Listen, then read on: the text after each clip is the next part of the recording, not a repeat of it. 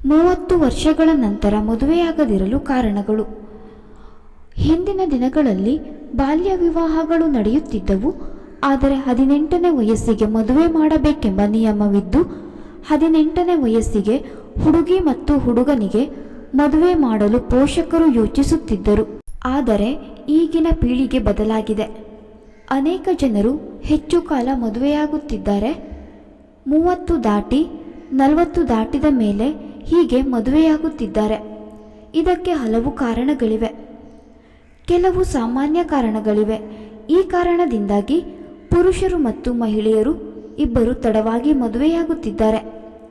ಅದಕ್ಕೆ ಕಾರಣಗಳು: ವೃತ್ತಿ.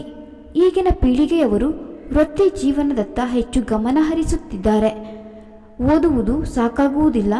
ಈಗಿನ ಸ್ಪರ್ಧಾತ್ಮಕ ಜಗತ್ತಿನಲ್ಲಿ ಸೆಟಲ್ ಆದ ನಂತರ ಮದುವೆಯಾಗುವ ಉದ್ದೇಶದಿಂದ ಒಳ್ಳೆಯ ಕೆಲಸ ಸ್ಥಾನಮಾನ ಸಿಗುವವರೆಗೂ ಕಾಯುತ್ತಿದ್ದಾರೆ. ಇದರಿಂದ 35 ದಾಟಿದರೂ ಮದುವೆಗೆ ಹೆಜ್ಜೆ ಇಡುತ್ತಿದ್ದಾರೆ.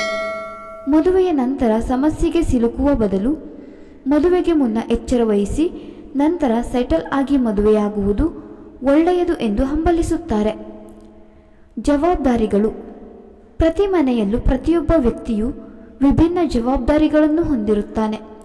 ಆದರೆ ಇತ್ತೀಚಿನ ದಿನಗಳಲ್ಲಿ ಅನೇಕರು ಆ ಜವಾಬ್ದಾರಿಗಳನ್ನು ಮುಗಿಸಿದ ನಂತರ ಮದುವೆಯಾಗಲು ಬಯಸುತ್ತಾರೆ.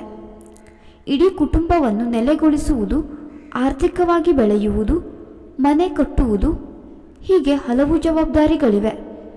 ಇವುಗಳನ್ನು ಪೂರ್ಣಗೊಳಿಸಿದ ನಂತರ ಅವರು ಮದುವೆಯಾಗಲು ಬಯಸುತ್ತಾರೆ. ಏಕಾಂಗಿಯಾಗಿ ಆನಂದಿಸಿ. ಅಂತೆಯೇ ಅನೇಕ ಜನರು ಏಕಾಂಗಿಯಾಗಿ ಆನಂದಿಸಲು ಬಯಸುತ್ತಾರೆ. ಅವರ ಪ್ರಯಾಣ, ಸಾಂಸ್ಕೃತಿಕ ಕಾರ್ಯಕ್ರಮಗಳು ಮತ್ತು ಇತರ ವಿಷಯಗಳನ್ನು ಏಕಾಂಗಿಯಾಗಿ ಆನಂದಿಸಲು ಬಯಸುತ್ತಾರೆ. ಹಾಗಾಗಿ ತಡವಾಗಿ ಮದುವೆಯಾಗುತ್ತಿದ್ದಾರೆ. ಇದರ ಜೊತೆಗೆ ದೈಹಿಕವಾಗಿ ಮತ್ತು ಮಾನಸಿಕವಾಗಿ ಮದುವೆಗೆ ಸಿದ್ಧರಿಲ್ಲದ ಕಾರಣ ಅನೇಕರು ತಡವಾಗಿ ಮದುವೆಯಾಗುತ್ತಾರೆ. ಸರಿಯಾದ ಸಂಗಾತಿ. ಹಾಗೆಯೇ ಹಿಂದಿನ ತಲೆಮಾರಿನವರಂತೆ ಹೊಂದಿಕೊಂಡು ಬದುಕಲು ಯಾರೂ ಬಯಸುವುದಿಲ್ಲ. ಅವರು ತಮ್ಮ ಅಭಿಪ್ರಾಯಗಳು ಮತ್ತು ಇಷ್ಟಗಳಿಗೆ ಸರಿಯಾದ ಜನರನ್ನು ಹುಡುಕುವವರೆಗೆ ಕಾಯುತ್ತಿದ್ದಾರೆ. ಅದು ಸಿಕ್ಕಾಗ ಮಾತ್ರ ಮದುವೆಯಾಗುತ್ತಾರೆ.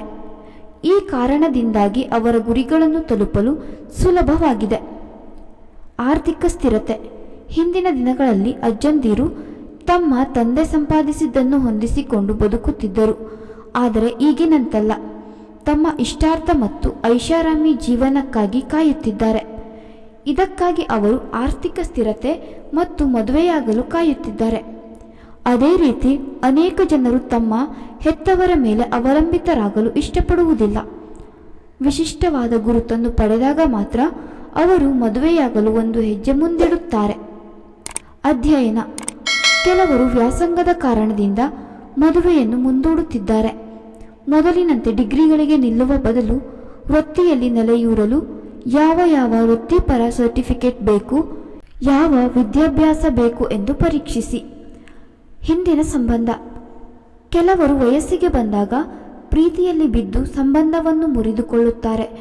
ಆದ್ದರಿಂದ ಅವರು ಖಿನ್ನತೆಗೆ ಒಳಗಾಗುತ್ತಾರೆ ಮತ್ತು ಮದುವೆಯಿಂದ ಹಿಂದೆ ಸರಿಯುತ್ತಾರೆ. ಇದರಿಂದ ತಡವಾಗಿ ವಿವಾಹವಾಗುವ ಸಂಭವವೂ ಇದೆ. ಇದಲ್ಲದೆ ಸಂಬಂಧದ ಭಯವು ತಡವಾಗಿ ಮದುವೆಗೆ ಕಾರಣವಾಗುತ್ತದೆ. ಮದುವೆಯಾದರೆ ತಮ್ಮ ಸ್ವಾತಂತ್ರ್ಯವನ್ನು ಕಸಿದುಕೊಳ್ಳುತ್ತದೆ ಎಂದು ಅವರು ಭಯಪಡುತ್ತಾರೆ. ಎಷ್ಟೋ ಜನ ತಡವಾಗಿ ಮದುವೆಯಾಗುತ್ತಿದ್ದಾರೆ. ವಿಡಿಯೋ ಇಷ್ಟ ಆಗಿದ್ರೆ ದಯವಿಟ್ಟು ಒಂದು ಲೈಕ್ ಮಾಡಿ. ಹೆಚ್ಚಿನ ಮಾಹಿತಿಗಾಗಿ ನಮ್ಮ ಚಾನಲನ್ನು ಸಬ್ಸ್ಕ್ರೈಬ್ ಮಾಡಿಕೊಳ್ಳಿ.